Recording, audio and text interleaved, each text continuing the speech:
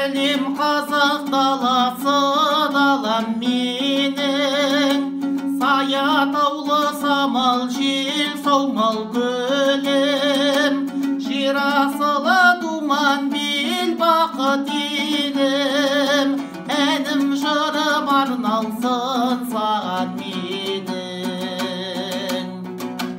Саған сәлем беремін, бақыт елім, ер елім.